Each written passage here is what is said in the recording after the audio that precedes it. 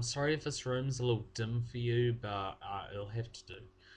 But now I missed Moon at the New Zealand International Film Festival, but from September 17, 2009, it came back to Auckland and Wellington because it was so popular there and had a lot of sold out sessions. I was looking forward to seeing this film and was pretty excited for it. I will say that the first half moves really slowly, but I won't say it is boring. And then the second half moves really quickly and is very exciting. And I was literally on the edge of my seat, leaning forward to the screen. I personally think that it is really interesting and it's one of the best thrillers I've seen in a long time. I do think that the whole idea of someone being stuck on the moon for 3 years, collecting helium 3 gas, and finding a clone of himself is really interesting. I'm going to say that without a doubt, this is a very good movie, but I don't think that it is 5-star material, mainly because I got really confused in some scenes. But if you are used to thrillers and expect it to be fast paced near the end, and usually know what's going on in a thriller, even in the confusing parts, I would say that you should definitely check it out. And it is a very good choice when you want to go to the movies. As I said, it is a good movie, and it's now my number 7, but after doing some rejuggling, number 5 favorite movie of 2009.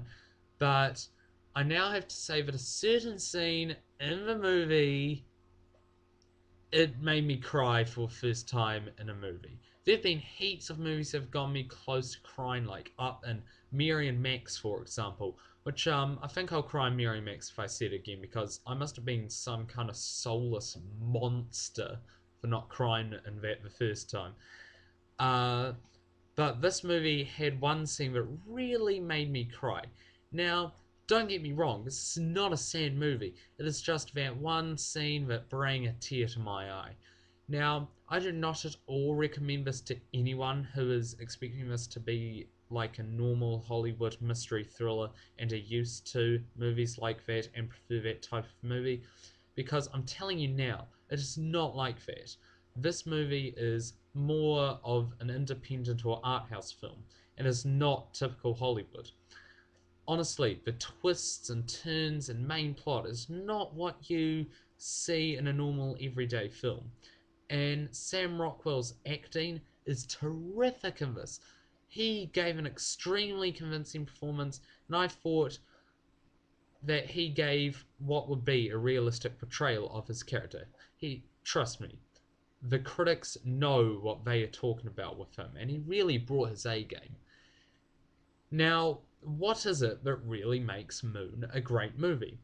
It's its totally original plot and how unpredictable it is. Well, it isn't as unpredictable as Show of Hands, which is not in the slightest bit predictable, but Moon is still pretty unpredictable. And another thing that makes Moon a great movie is the twists and turns and how engaging it is. Trust me when I say that be you will get hooked in the story of this movie when you see it. Now, let's get on to the negative things about the movie. Near the end, is it possible to keep track of what is happening? Honestly, the end of the movie is so messed up that I didn't know what was going on for most of it. It just left me asking questions like, did Sam go back to Earth or not? And where's he putting the clone and why? It was just so confusing and rushed. That is why I think that you need to be a little used to thrillers to get this movie. And it's not just the end that got me confused. It's also the whole thing about what was what has happened to Sam's family. Really, the people who made this movie could really have made it clearer. But that didn't bother me too much because that wasn't really the main focus of the movie. Now, the sad thing about this movie is that it's not really making that much money at the box office.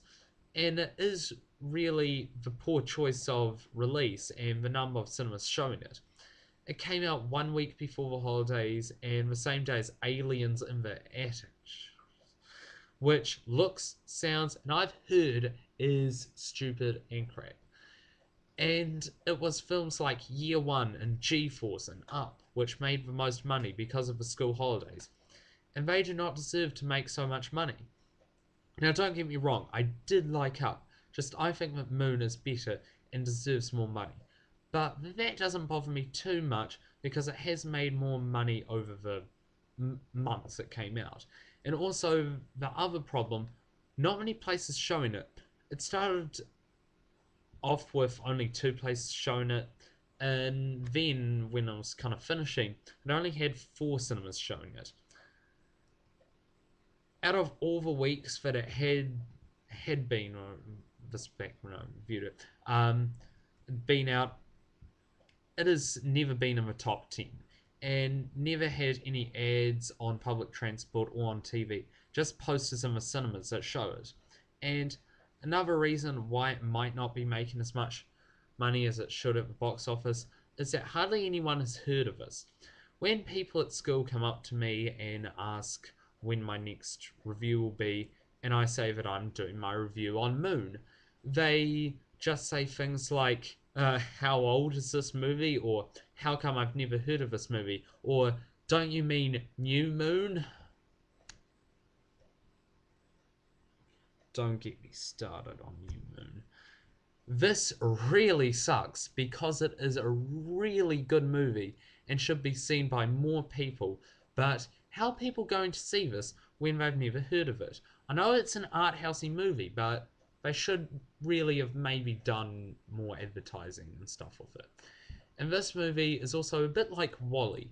I thought that it had the same sort of idea to it as Wally, with the whole concept of secrets being kept by the organisers and trying to find out and why these people are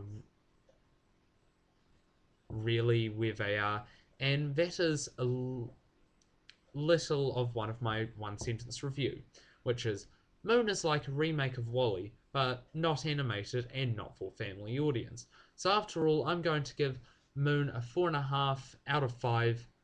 Well, yeah, I'm gonna give it. I said I'm gonna give it a 4 out of 5, leaning on to 4.5 because this film is really good. So I give it 4 out of 5, but it's so good that it almost deserves to get 4.5. But it is just not quite at that mark to get 4.5. But since time's gone by and it has aged, I will now give it 4.5. 4.5 stars. But there's one movie that I did see over the holidays that I saw this, which I did give 4.5, and that was 500 Days of Summer. So I will agree with most film critics on this movie. So just go see this movie. Yeah, you should have gone see this movie while it was still shown. I apologize for not getting this review up when it did come out. Two things I'd also like to comment on: the soundtrack is also really good. The soundtrack was just terrific. I loved the soundtrack to it. It's just, yeah, it's one other thing about it. So that is really my review for Moon. I loved Moon.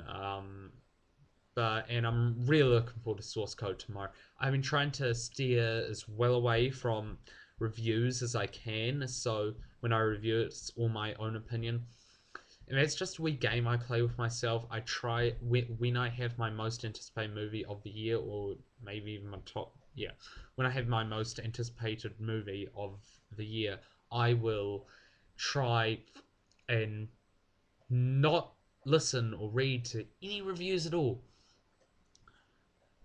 But yeah, and like so before I see slash review the movie, so Toy Story 3 last year, which was my most anticipated last year, I think I watched or read 3 reviews for that. I mean, it's because I didn't really get to see it until its opening Monday. I know I should have seen that opening day. It's Toy Story, Jesus, Toy Story, but I just couldn't. Waiting, what, better late than never, right? And so that's my review of Moon. I love Moon. I can't wait to source code tomorrow. I've already read one review and it gave it a 4.5 stars out of 5. I can't wait for Moon, but it's not going to live up to my expectations. I know that. I'm just looking forward to it too much. But that's me until my review of source code. And yeah, until next time, that's me. And gosh, I'm thirsty from that long review.